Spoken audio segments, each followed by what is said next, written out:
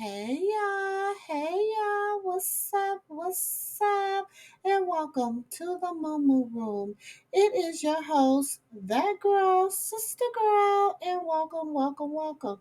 Y'all, do your girl a solid. Hit that like, comment, leave me a comment, and y'all don't forget to hit that subscribe and that notification bell so that you know when your girl done posted or go live.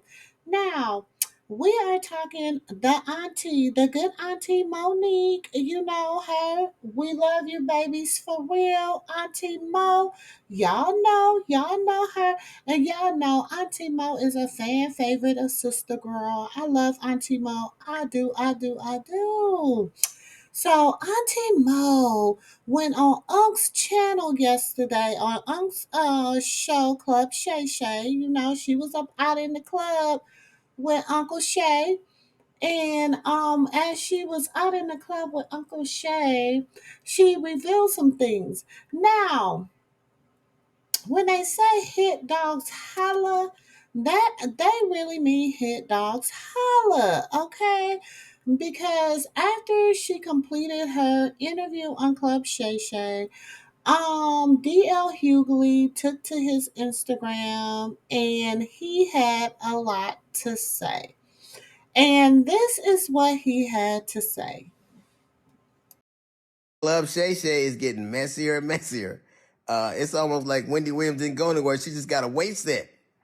Um, so Monique was on. Every time I see Monique these days, she's on doing some greasy ass video with her and her daddy complaining about something or working out. I don't know nobody that work out that much and gain weight unless every crunch you do got captain in front of it. But apparently she goes on Club Shay Shay and tells the story about how she came on my radio show and I wasn't there at the time. And my co-host Jasmine Sanders played a game that we played all the time with everybody called Would You Rather. She apparently was so offended by that she says she got off. She called me. Monique did, and she said I was very dismissive, like, huh. Monique's a liar. When Monique did call me, I heard her complaints. I listened to her, and I pulled the segment.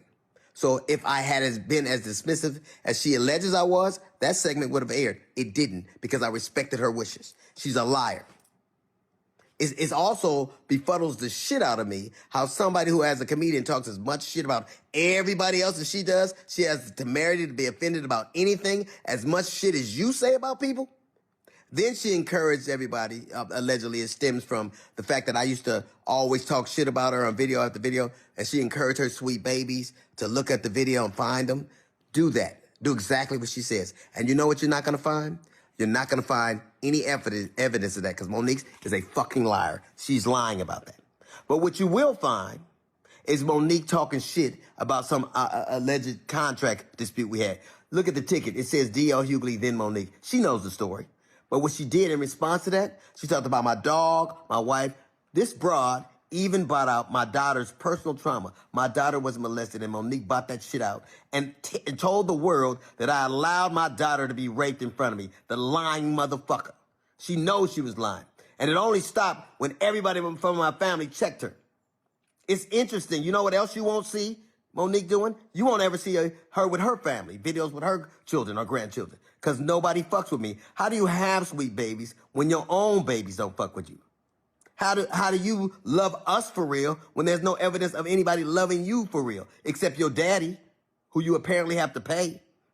And FYI, daughters are paid for by daddies, not daddies who get paid by their daughters. You know what else you won't see Monique doing? Telling jokes.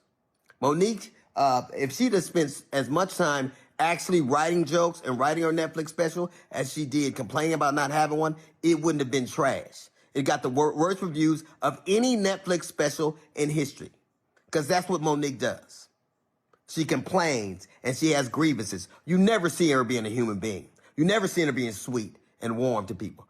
Except when she's using it to butter somebody up to get something. There's a reason why everywhere she go, shit starts. Everywhere she goes. How is it that nobody fucks with you, not even your family? How do you, I was on the road getting it. I get it every goddamn week. Look at my schedule versus yours. See how much I'm going. And I still manage to have a relationship that I cherish with my children. Can you say the same? You can't. Because all you do is talk about your grievances and who did you wrong. There's a reason you're by yourself. There's a reason you got to pay a man to love you. It's sad. There's an old adage that says you can't buy love. It's a shame, Monique, that you probably always will have to. Okay, so that was D.L. Hughley. He had a few things he needed to say. Now, the interesting part about what he said was he was very insulting, and I feel like he was very disrespectful. Like she said, Monique had said, Auntie Mo had said that she was willing to squash some of the beef with D.L. Hughley and amends him an apology, that she feels like he needs to apologize for the things that he have said about her. So instead of him saying, okay, there's a way of saying that you disagree without being disrespectful. In his disagreement, him talking, throwing shade at her weight, throwing shade at her complexion, throwing shade at her being a black woman, that respects her husband. I just feel that that was so uncalled for. So Are here firm is believers on what is Monique right and and her what is wrong husband's is wrong. response to So what we got to D.L. start off Hughley by had saying to say. there was an inaccuracy as it regards Monique saying that there was a cease and desist that was given to DL to shut it down. What had taken place, to be accurate, was after Monique spoke to Brother DL on that conversation, Brother DL said, what? Well, after we spoke on that conversation, when we hung up that phone, the last thing he said was, "It is what it is." And I said, DL, then we're going to have to get our attorney involved. That's the last thing me and DL Hughley said on that conversation. And after having that conversation with Monique, we went and got our attorney involved, Attorney Anderson. At the time, there were some emails that were transferred back and forth between his side and our side, and it escalated to a point when we had our attorney on the email, whereby then finally DL said that he would scratch the interview. Yes. So it was inaccurate that a cease and desist had to be given. However, that was the next step, and that's what Monique remembered, because when I discussed it with her, we said that would be the next step. But to DL's credit, at that moment, when it had escalated, that's when he decided to shut it down. However, that is a bit different from how it seemed to have been communicated, whereby on the phone they were having a conversation and it was kumbaya. Though he never used those words, kumbaya, it did not end with her being under the impression that this was going to be resolved and shut down. So we wanted to make that clear out of love and respect for Brother DL. And despite all the commentary that he gave, with all the crunches she be doing, the captain's in the front. I do. And I do. tell him. I'm a sneak snacker, baby. And she doesn't sneak when she snacks. Okay. Hey. But nonetheless, we wanted to be clear because at the end of the day, we black folks in this world of entertainment.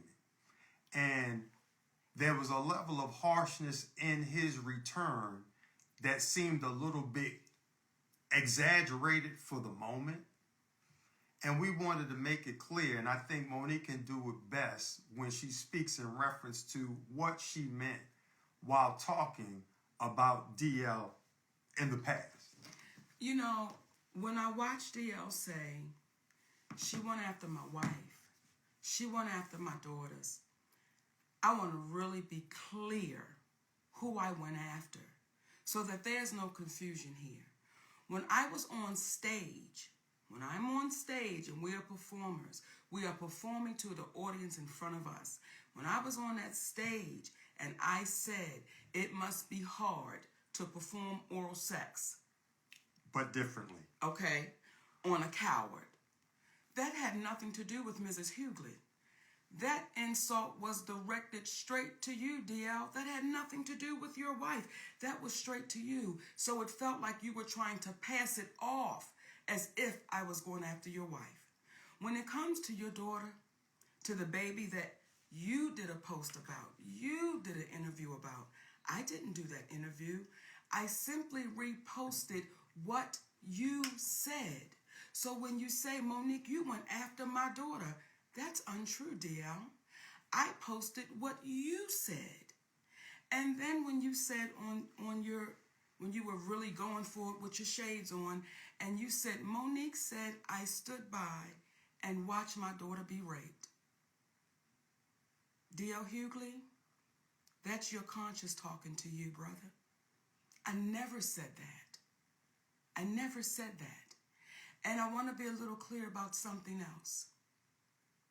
Never would I try to do anything to harm any of your babies, because we got babies too. So never would I try to do anything to harm your children. However, what I was saying to your daughter and to the other daughters out there, I know what it's like for your daddy to know you've been touched and he not protect you, because my daddy did the same thing. That's what that whole point was. But I was showing why I would call you a coward, brother. I don't think it's brave that you didn't protect your baby. So when I said what I was saying, let me be clear to you, D.L. Hughley, it had nothing to do in reference to your family, and you know that. Now, when you were speaking and you were going off and you said, what did you say? She was so offended by the game we play, but you didn't say what the offense was. And that's the part for me that is disheartening, that you continue to try to trick and smoke and mirror our people. If you're going to say it all the way through. When you say family is sacred, you are absolutely right, baby. You're right. But when you say would my husband rather, and you co-sign your team of people doing that, well, isn't my husband sacred? So you got to be careful in your words, because the very words you use, DL, they're going to come back, and they're coming back to bite you, baby. And what I also said on Club Shay Shay, when I looked in that camera, I said, DL, I love you, brother. And I don't know if you didn't hear that part, but we really do. We love you, brother. And if ever you get courageous enough to want to have a conversation, we're always open to it, because doing that, it shows how our community can get better. When you're wrong, as we have said to you, hey, brother, we apologize on that one. Yeah, incorrect on the cease and desist. And I want to add one more thing. When you spoke in reference to your daughter being a reason why Monique stopped speaking about it, what you don't even understand, out of love for you, see, you can have a problem with your brother, but you're not going to take it out on the kids. And we respected the fact that she tried to defend you, but we got 3 big ass sons. That if we were to think about it in the same way that she thought about it, what would that be? But out of love for you, we're not going to go after your child trying to protect the father that she loves. But one could argue, based upon what you said about yourself, had you exhibited the same type of love and protection for your other daughter that your other daughter tried to exhibit towards you, there never would have been the commentary that you made about yourself. And I liken it to Brother Corey Holcomb, who I don't know. But I got a lot of respect for him because I heard him say something in an interview. He spoke about how Earthquake's son had came to one of his shows, and the young man was hesitant about introducing himself or reintroducing himself because of the rift between his father and himself.